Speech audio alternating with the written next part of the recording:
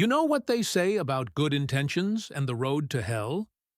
Well, the Galactic Council had paved that particular highway with enough bureaucratic nonsense to make a tax auditor weep with joy.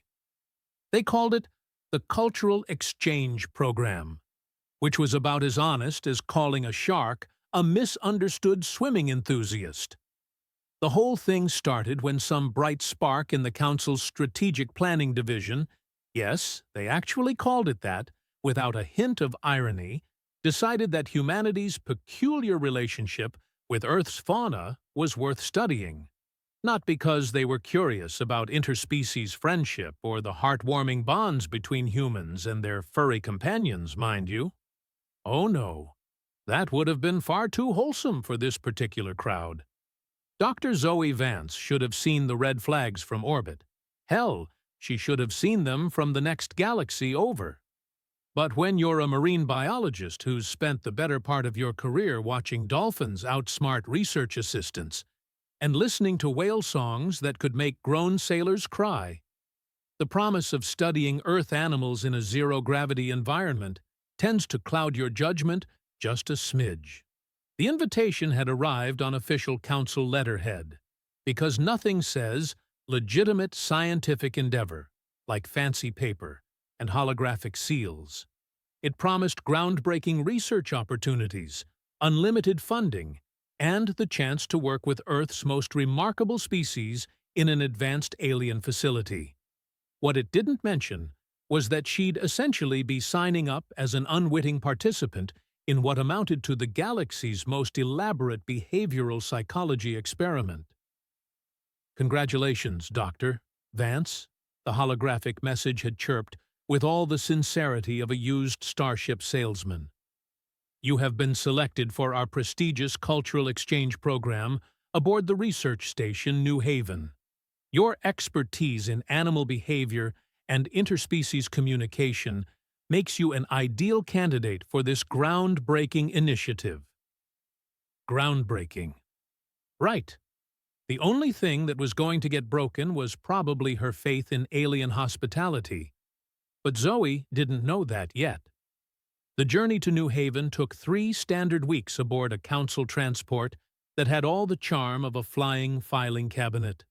The other passengers were a mix of scientists, diplomats, and what Zoe was beginning to suspect were military personnel trying very hard to look like anything but military personnel. They all had that same carefully neutral expression that screamed, "I know something you don't, and you're probably not going to like it when you find out." New Haven itself was impressive enough to make even the most jaded xenobiologist whistle in appreciation. The station hung in space like a crystalline flower, its multiple arms extending in perfect symmetry around a central hub that pulsed with soft bioluminescent light. It was the kind of place that made you think maybe, just maybe, the universe wasn't entirely populated by beings who considered ethics to be a quaint human concept. Commander Rexnul was there to greet her at the docking bay, and if Central Casting had been looking for someone to play vaguely sinister alien authority figure, they couldn't have done better. He stood nearly 8 feet tall, with scales that shifted color depending on the light, and eyes that seemed to catalog every micro-expression on Zoe's face. His smile revealed teeth that were just a little too sharp to be entirely reassuring. "Dr. Vance," he said, his voice carrying that peculiar harmonic quality that made it sound like he was speaking through water. "Welcome to New Haven. I trust your journey was educational." There was something about the way he said educational that made Zoe's skin crawl, but she pushed the feeling aside. First-day jitters, she told herself. Perfectly normal when you're about to work with an entirely different species on a space station that probably cost more than most planetary defense budgets. "Thank you, Commander," she replied, hefting her equipment cases. "I'm excited to begin the research. The preliminary data you sent was fascinating, though I have to admit, I'm curious about how you managed to relocate so many Earth species without anyone on my planet noticing." Rexnell's scales shifted to a deeper shade of green.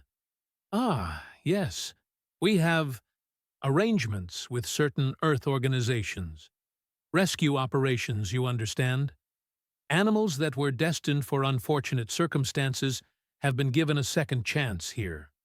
We like to think of ourselves as conservationists. The pause before conservationists lasted just long enough to make Zoe wonder what other words he might have used instead.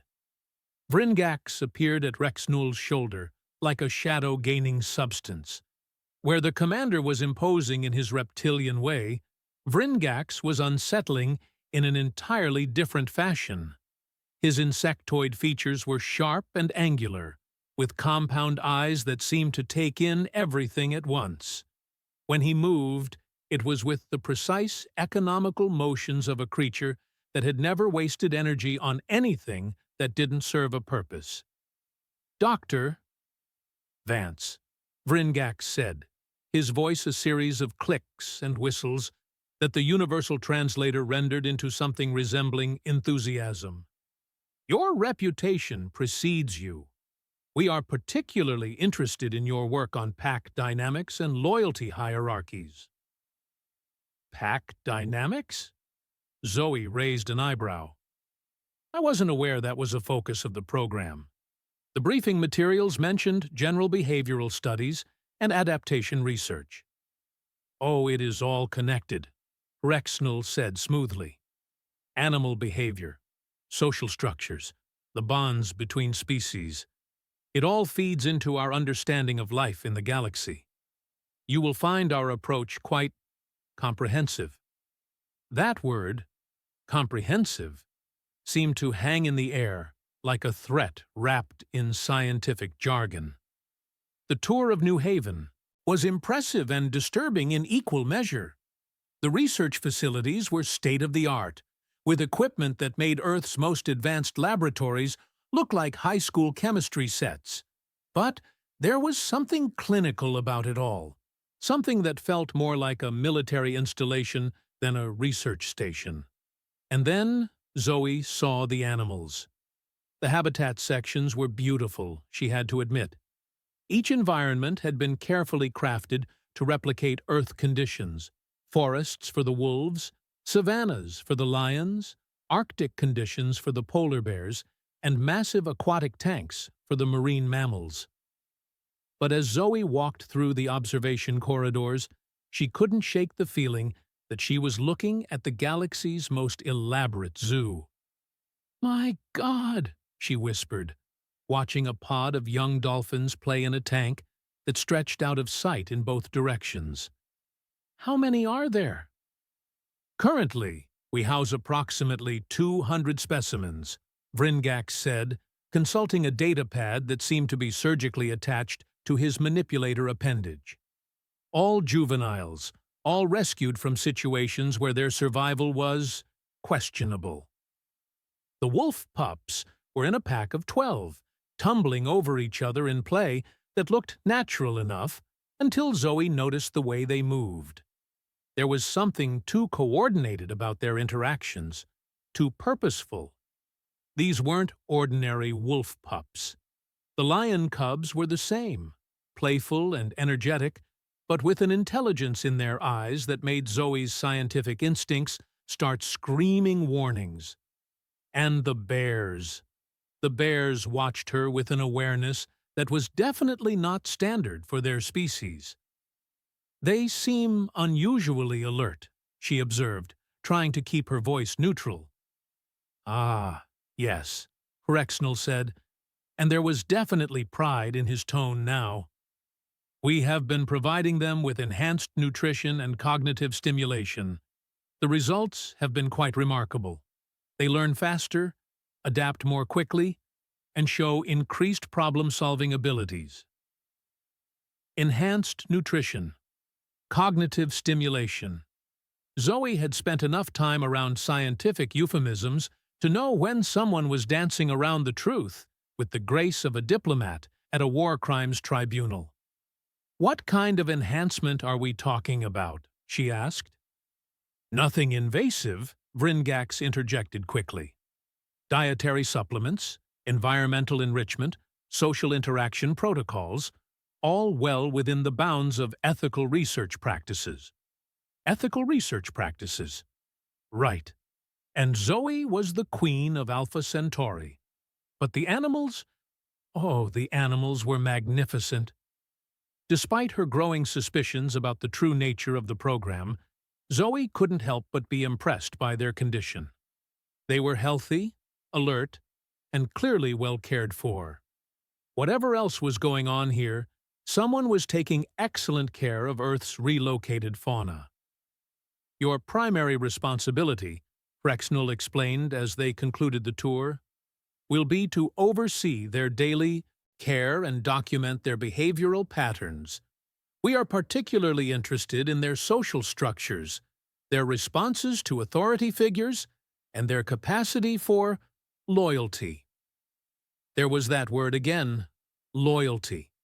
It seemed to be a recurring theme in conversations with her new alien colleagues. "I'll need complete access to their medical records," Zoe said. "And I want to review the enhancement protocols you've been using." "Of course," Rexnell agreed, but his scales had shifted to a darker shade of green. "Though I should mention that some of our research methods are proprietary. Council regulations, you understand." Council regulations. The universal excuse for keeping inconvenient information classified. As Zoe settled into her quarters that first night, a surprisingly comfortable suite with a viewport that offered a stunning view of the nebula they were orbiting, she found herself wondering what she had gotten herself into. The animals were clearly being studied for something more than general behavioral research. The aliens were asking oddly specific questions about loyalty and pack dynamics, and there was an undercurrent of military precision to everything on the station that made her scientific instincts itch with unease. But tomorrow, she would begin working with the animals. Tomorrow, she would start building the relationships that would define everything that was to come. Tomorrow, she would become the person who fed them, cared for them, and earned their trust in ways that Rexnell and Vringax couldn't begin to understand. Because if there was one thing Zoe had learned in her years of working with Earth's creatures, it was that loyalty wasn't something you could study in a laboratory or replicate with enhancement protocols. Loyalty was something you earned, one feeding at a time, one gentle touch at a time, one moment of genuine care at a time. And once earned, it was fierce, protective, and absolutely unbreakable. The aliens were about to learn that lesson the hard way. The thing about routines is that they have a way of making even the most surreal situations feel almost normal. Almost. Because when your daily routine involves feeding genetically enhanced wolf pups in a space station orbiting a nebula, while aliens with questionable motives watch your every move, normal becomes a pretty flexible concept. Zoe had been on New Haven for 6 weeks now, and she'd settled into a rhythm that would have seemed like science fiction madness to her former self. Every morning at 0600 station time, she'd make her rounds through the habitat sections, checking on her charges and making sure they had everything they needed. The dolphins always greeted her with what could only be described as enthusiastic chattering. The wolf pups would bound over to the observation windows, and the lion cubs would stretch and yawn in that magnificently lazy way that made her think of oversized house cats. But it was the bears that worried her most. Not because they were aggressive, quite the opposite, actually. They were almost eerily calm and observant, watching her with an intelligence that made the hair on the back of her neck stand up. These weren't ordinary bear cubs, and every day that passed made that more obvious. Fascinating creatures, aren't they?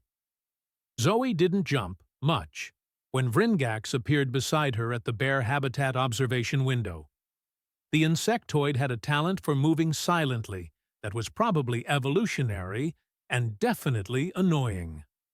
"They're remarkable," she agreed, watching as one of the cubs manipulated a puzzle toy with a dexterity that should have been impossible for its paws. Their problem-solving abilities are off the charts. I've never seen anything like it in wild specimens. Ah, but these are hardly wild specimens anymore, are they? Vringax's compound eyes glittered with what might have been amusement. Tell me, Dr. Vance, in your observations, have you noticed any particular patterns in their social hierarchies? There it was again, that focus on social structures and hierarchies. Every conversation with the alien researchers eventually circled back to questions about pack dynamics, loyalty chains, and authority recognition. It was starting to feel less like scientific curiosity and more like intelligence gathering. They're forming interspecies bonds, Zoe said carefully. The wolves, lions, and bears are starting to interact across habitat boundaries during exercise periods. It's unprecedented behavior. And you, Dr. Vance? How do they respond to you specifically? The question was casual enough, but something in Vringax's tone made Zoe's instincts prickle. They've imprinted on me as their primary caregiver. It's standard behavior for young mammals separated from their birth parents. Imprinted, Vringax repeated, making notes on his ever-present datapad. And this imprinting, it creates a bond of loyalty, does it not? A willingness to protect the caregiver, even at personal risk? Bingo! There was the real question, wrapped up in scientific terminology, but clear as starlight. They weren't just studying the animals. They were studying the relationships the animals formed with humans. Loyalty is a complex behavioral trait, Zoe said, choosing her words like she was defusing a bomb. It's not something you can quantify easily. But it can be observed, measured, perhaps even replicated? Before Zoe could respond to that deeply unsettling suggestion, a new voice cut through the conversation. Dr. Vance? I don't believe we've been properly introduced. The man approaching them was human, which was both a relief and somehow more concerning than if he'd been another alien species. He was tall, broad-shouldered, with the kind of bearing that screamed military training despite his civilian clothes. His smile was friendly enough, but his eyes were constantly scanning, cataloging, evaluating. Captain Dane Hendricks. He said, extending a hand. I'm the human liaison for the Cultural Exchange Program. Sorry I haven't had a chance to welcome you properly. I've been dealing with some administrative issues. Administrative issues. Right. And Zoe was a tap-dancing penguin. Dr. Zoe Vance, she replied, shaking his hand. His grip was firm, and she noticed the calluses that suggested he was more familiar with weapons than paperwork. I wasn't aware we had military representation on the station. Oh, I'm not military anymore, Dane said, with a laugh that didn't quite reach his eyes. Retired early. Turns out I have a knack for interspecies diplomacy. Who knew? Vringax's mandibles clicked in what the universal translator rendered as polite interest. Captain Hendricks has been invaluable in helping us understand human behavioral patterns. His insights into military structure and chain of command have been particularly illuminating. Military structure, chain of command. The pieces were starting to form a picture that Zoe really didn't like the look of. Well, she said, forcing brightness into her voice, I should get back to the afternoon feeding schedule. The cubs get cranky when they're kept waiting. As she walked away, she could feel both men watching her. Dane's gaze felt protective, almost warning. Vringax's felt like a scientist studying a particularly interesting specimen. The afternoon feeding was when Zoe really got to see the animals' personalities shine through. The dolphins were show-offs, performing elaborate flips and synchronized swimming routines that seemed designed purely to make her laugh. The wolves had developed a complex social hierarchy, with the largest female, a beautiful gray pup with intelligent amber eyes, clearly establishing herself as the pack leader. The lions were more laid back, content to lounge in their artificial savanna until food appeared, at which point they became models of focused efficiency. But it was during feeding time that Zoe noticed something that made her blood run cold. The animals weren't just responding to her presence. They were coordinating their responses. When she approached the wolf habitat, the dolphins would surface in their tank and watch.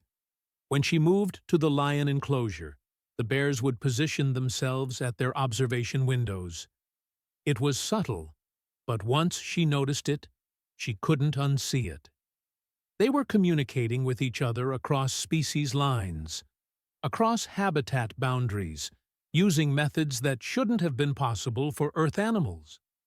Enhanced nutrition, she muttered to herself, remembering Rexnul's explanation. Enhanced my ass.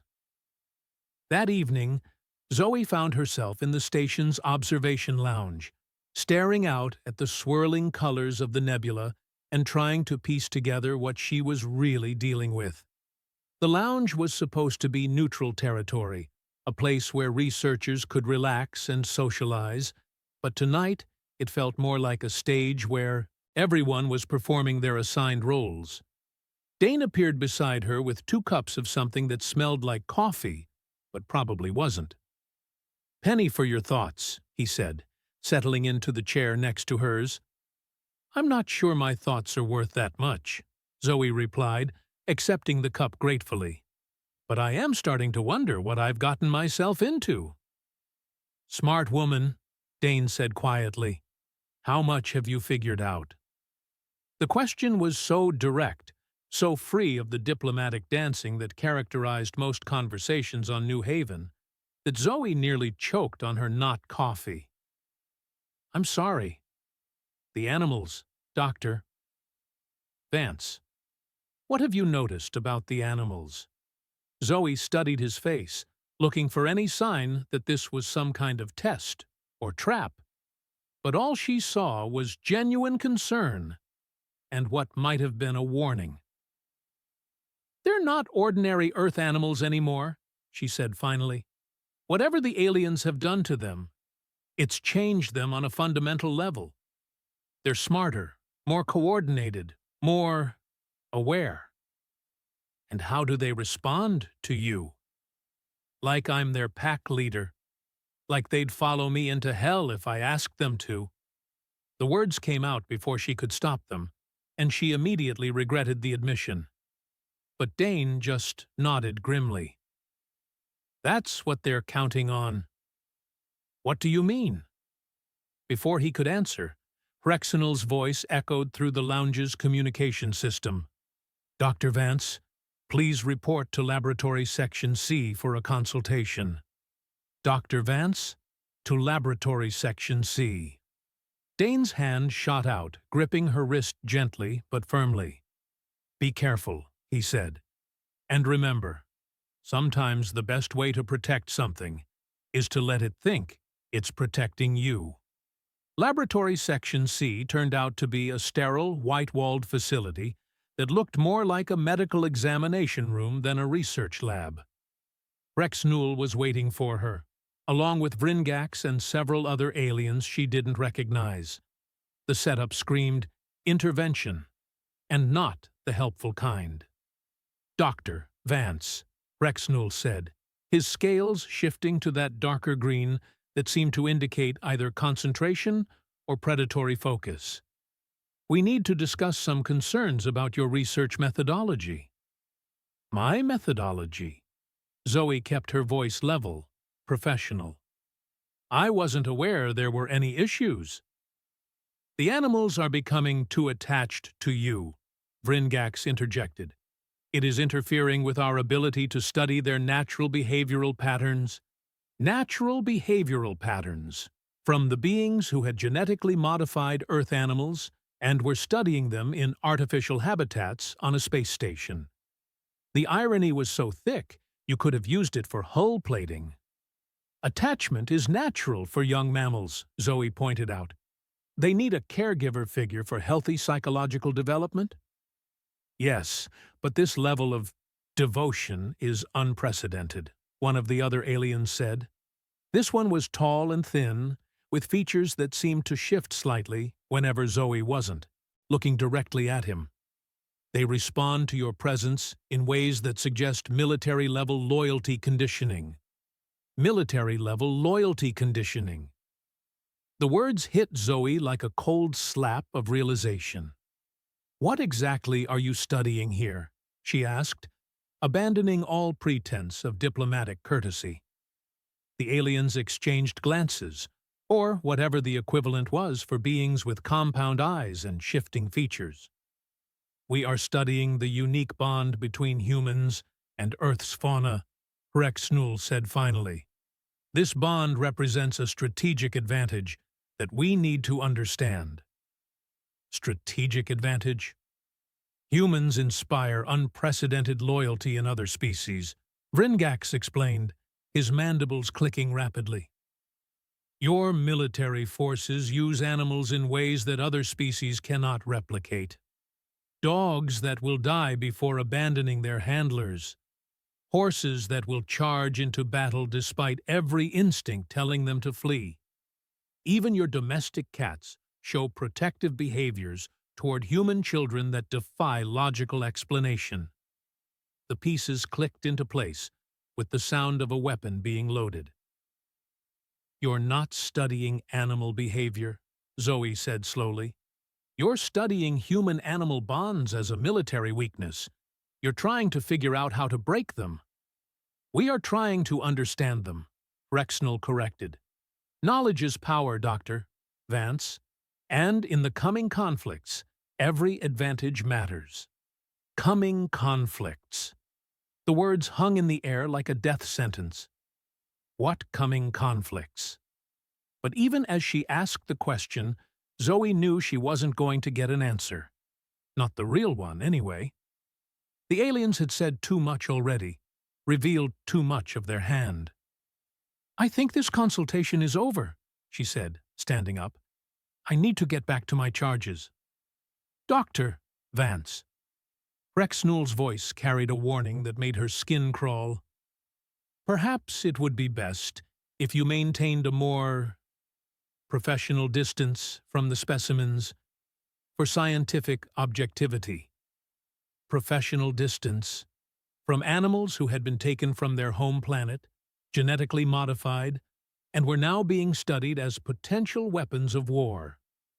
"I'll keep that in mind," Zoe said, and walked out of Laboratory Section C with the distinct feeling that she had just signed her own death warrant. As she made her way back to the habitat sections, her mind was racing. The aliens weren't just studying Earth's animals, they were preparing for war with humanity. They were trying to understand the bonds that made human military forces so effective, presumably so they could counter them. But they had made one crucial mistake. They had enhanced the animals' intelligence, thinking it would make them better test subjects. Instead, they had created a pack of Earth's most formidable predators with human-level cognitive abilities and an unshakable loyalty to the woman who fed them every day.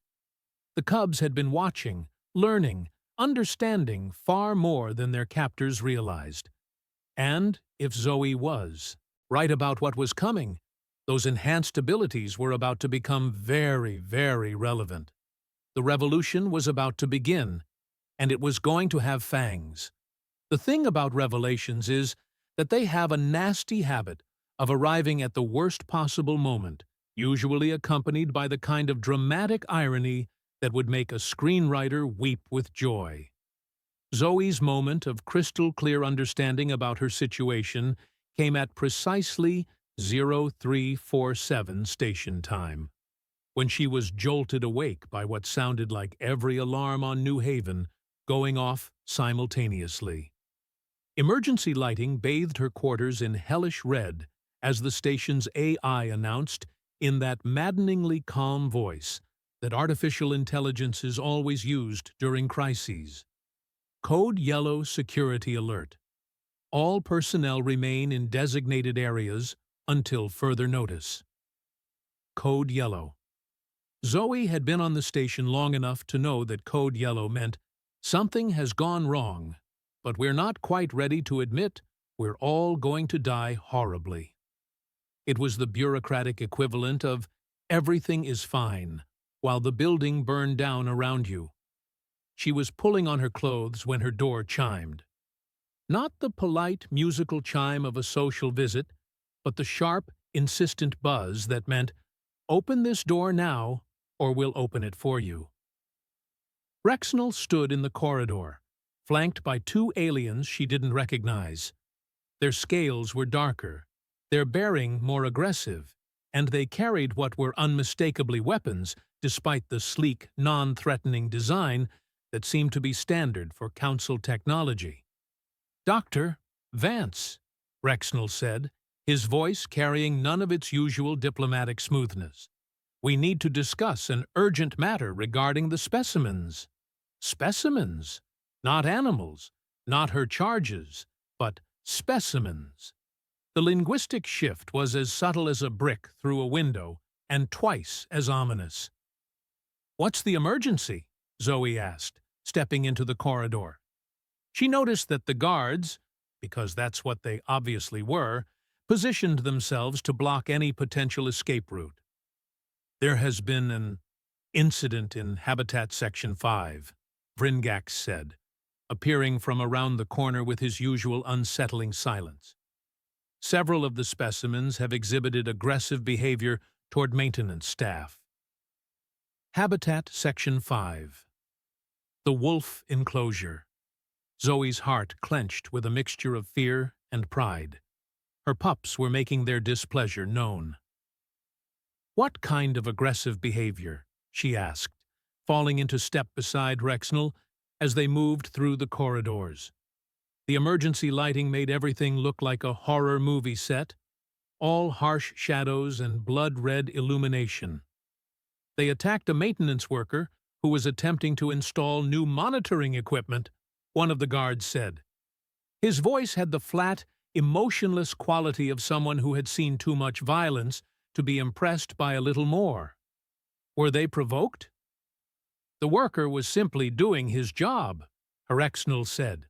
But there was something in his tone that suggested the story was more complicated than that. They reached Habitat Section 5 to find chaos.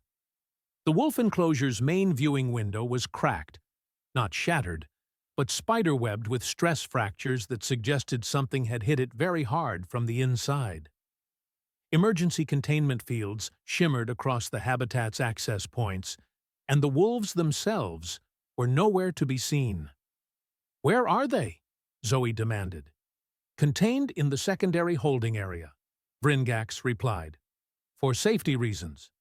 Safety reasons? Right.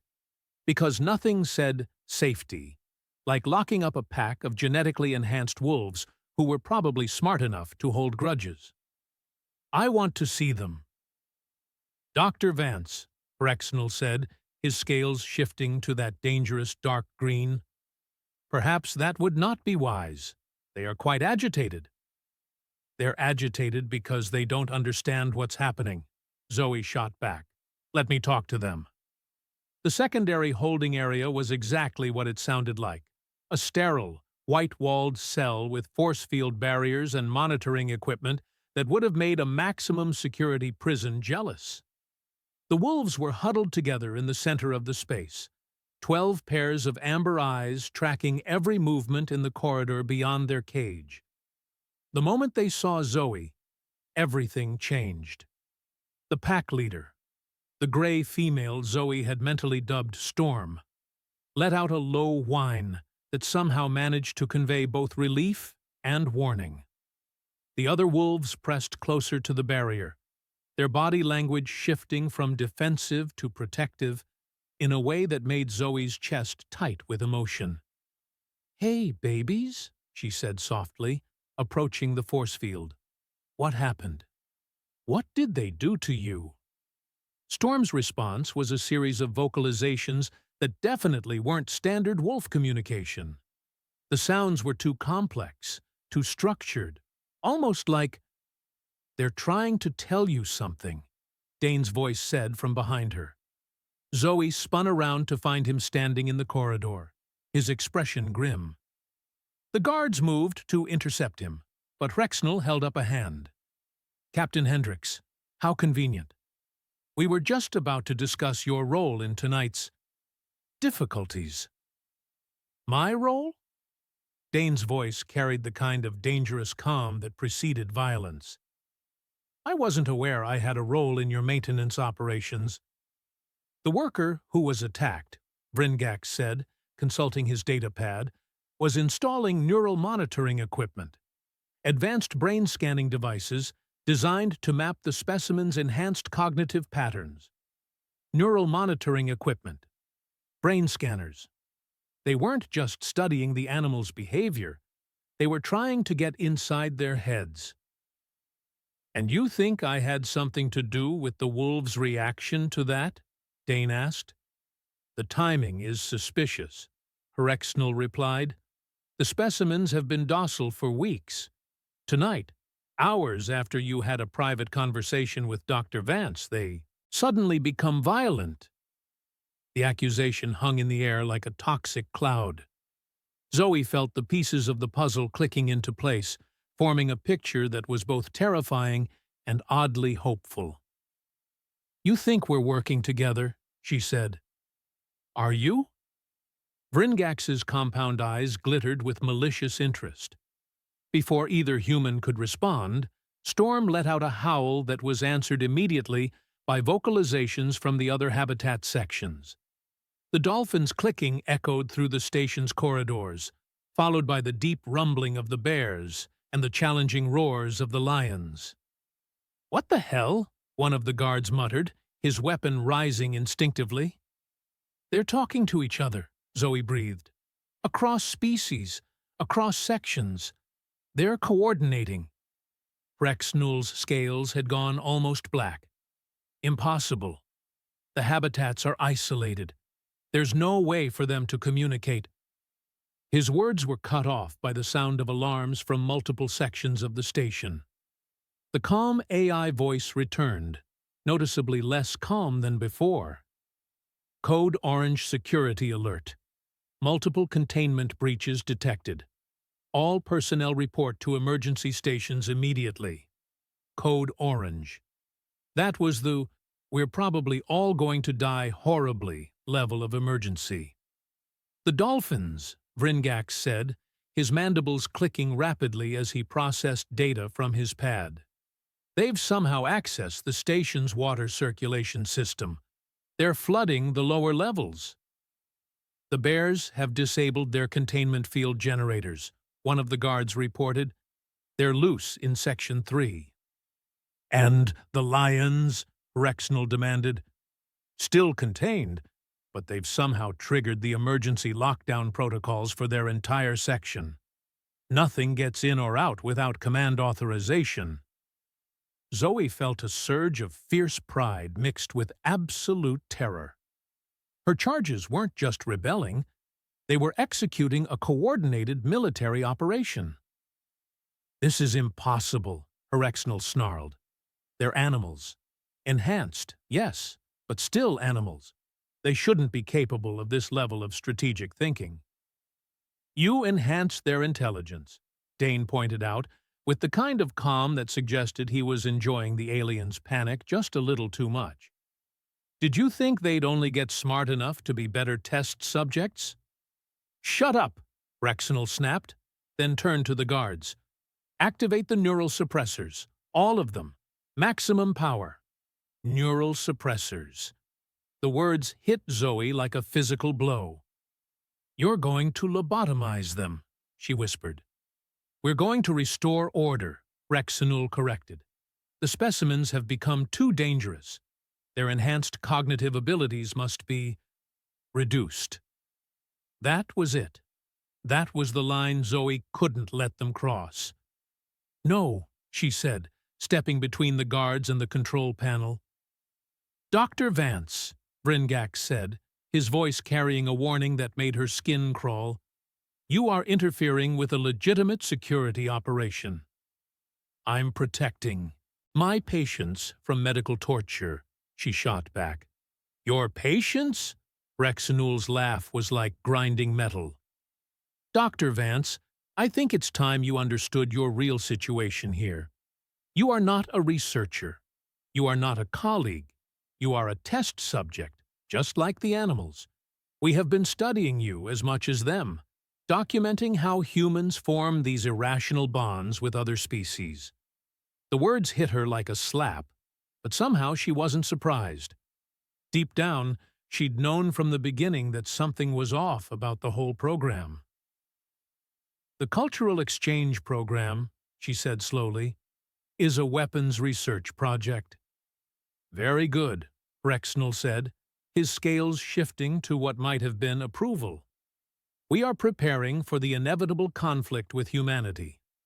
Your species' ability to inspire loyalty in other life forms represents a significant strategic advantage. We need to understand it, counter it, and ultimately use it against you. And the animals? Will be dissected, analyzed, and their enhanced neural patterns will be used to create synthetic versions of Earth fauna. Creatures with all the loyalty and protective instincts of your pets, but programmed to serve us instead. The casual brutality of it took Zoe's breath away. They weren't just planning to kill her charges. They were planning to use their corpses to create weapons against humanity. Over my dead body, she said. If necessary, Rexnell agreed and nodded to the guards. That's when Dane moved. Zoe had seen combat footage, had watched action movies, had even witnessed a few bar fights in her younger days. But she had never seen anything like the way Dane Hendricks dismantled two armed aliens in the space of about 3 seconds. One moment the guards were raising their weapons, the next they were unconscious on the floor, and Dane was holding their guns with the casual competence of someone who had done this sort of thing before. Dr. Vance, he said conversationally, not even breathing hard, I think it's time we had that talk about who I really am. Before she could respond, the station shuddered. Not the gentle vibration of normal operations, but the bone-deep tremor that suggested something very large and very angry was testing the structural integrity of their home. What was that? Bringax demanded. The answer came in the form of Storm's triumphant howl, echoed by every enhanced animal on the station. It was a sound of victory, of coordination, of predators who had just realized they were no longer prey. I think, Dane said with a grin that was equal parts terrifying and reassuring, your test subjects just became your worst nightmare. The revolution had begun, and it had very, very sharp teeth. The beautiful thing about underestimating your enemy is that it gives them such a delicious advantage when they finally decide to show you exactly how wrong you were. The aliens aboard New Haven were about to receive a masterclass in why you should never, ever enhance the intelligence of Earth's apex predators and then hurt the human they'd decided to protect. It started with the lights going out. Not the dramatic, flickering death of emergency lighting, but the sudden, absolute darkness that comes when someone who understands electrical systems decides to make a point. The station's backup power kicked in 3 seconds later, bathing everything in that hellish red glow that made everyone look like extras in a horror movie. How? Bringax's voice cracked like breaking glass. The power grid is completely isolated from the habitat systems. Unless you're a dolphin who's figured out that water and electricity have a very special relationship, Dane said cheerfully, checking the charge on his appropriated alien weapons. And unless you've been watching your captor's maintenance routines for weeks, learning exactly which systems connect to which. The station shuddered again, more violently this time, and the sound of rending metal echoed through the corridors. Something very large was systematically dismantling New Haven's infrastructure, and it was doing so with the methodical precision of creatures who had been planning this moment for a very long time. "The bears," Zoe breathed, understanding flooding through her. "They've been watching the structural engineers, learning where the support beams are." Rexnell's scales had gone completely black, a color Zoe was beginning to associate with alien panic. "This is impossible. They're animals." "No," a new voice said from the darkness beyond the emergency lighting. "They're family." The voice belonged to Storm, except it wasn't quite Storm's voice. It was deeper, more complex, carrying harmonics that shouldn't have been possible for a wolf's vocal cords. When she padded into the light, Zoe saw that the gray female had grown. Not just physically, though she was definitely larger than she'd been that morning, but in presence, in intelligence, in the kind of predatory confidence that made apex predators apex. "Hello, Mother," Storm said, and the universal translator rendered her words with crystal clarity. "Mother." The word hit Zoe like a physical blow, carrying with it the weight of every feeding, every gentle touch, every moment of care she'd given these creatures who weren't quite animals anymore. "You can talk," she whispered. "We could always talk," Storm replied, her amber eyes gleaming with intelligence that was definitely not standard for her species. "We just needed to learn your words, and we needed to understand what they were really doing to us." The neural enhancement hadn't just increased their intelligence, it had accelerated their development, their learning, their understanding of the world around them. The aliens had created a pack of Earth's most dangerous predators with human-level cognitive abilities and the emotional bonds of creatures who would die before letting harm come to their family. "Where are the others?" Dane asked, and Zoe noticed he was addressing Storm as an equal, not as an animal. "Completing the mission," Storm replied. "The water singers have flooded the weapons storage areas and disabled the communication arrays.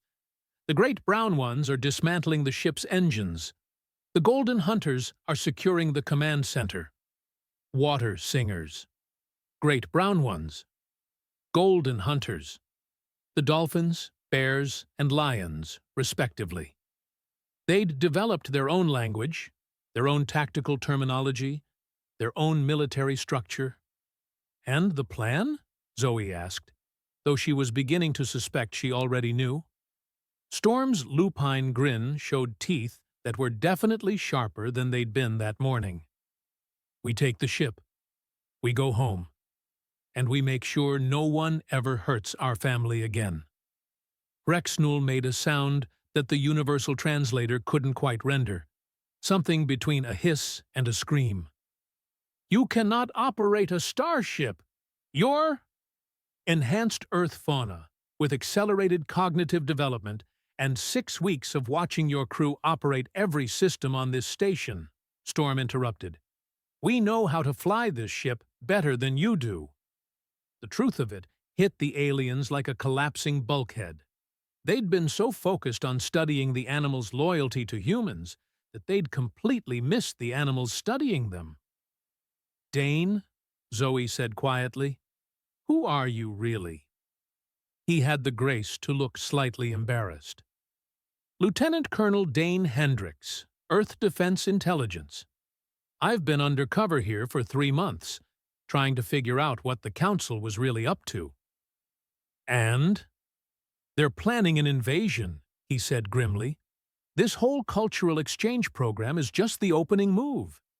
They want to understand human-animal bonds so they can counter our military advantages when they attack." The station shuddered again, and this time the sound was different. Not the groan of stressed metal, but the rumble of engines coming online. "The great brown ones have repaired the damage they caused," Storm reported, though Zoe hadn't seen her communicate with anyone. "We are ready to depart." Depart? For where? Vringax demanded. Earth, Storm said simply. To warn our people, to prepare them, and to show them what the Council created when they tried to turn our loyalty into a weapon. The beautiful irony of it was almost poetic. The aliens had enhanced Earth's animals to study human-animal bonds, and in doing so, they'd created the perfect ambassadors for an interspecies alliance that would make humanity's military forces exponentially more dangerous. You can't leave, Rexnell snarled, reaching for a weapon that was no longer there. The Council will never allow. He never finished the sentence, because Storm moved with the fluid grace of a predator who had just decided her patience was exhausted. One moment, the alien commander was standing. The next, he was on the ground, with nearly 200 pounds of genetically enhanced wolf standing on his chest. The Council, Storm said conversationally, will learn what happens when you threaten our family. 20 minutes later, New Haven was under new management. The Dolphins had taken control of the navigation systems, the Bears were managing engineering, and the Lions had established a perimeter around the command center that would have made a professional security team weep with envy. Zoe found herself in the captain's chair, which was surreal enough to make her wonder if she was having some kind of stress-induced hallucination. But the controls were real. The star charts were real. And the course laid in for Earth was definitely real. Mother, Storm said, padding up to the command chair, we need you to send a message to your people. What kind of message? Tell them we're coming home, Storm replied, and tell them we're bringing friends who are very eager to meet the people who created the Cultural Exchange Program. As New Haven jumped to hyperspace, carrying its cargo of enhanced Earth animals and very worried alien researchers back toward humanity's home system, Zoe couldn't help but smile. The Council had wanted to study loyalty as a weapon. They were about to learn that some weapons cut both ways.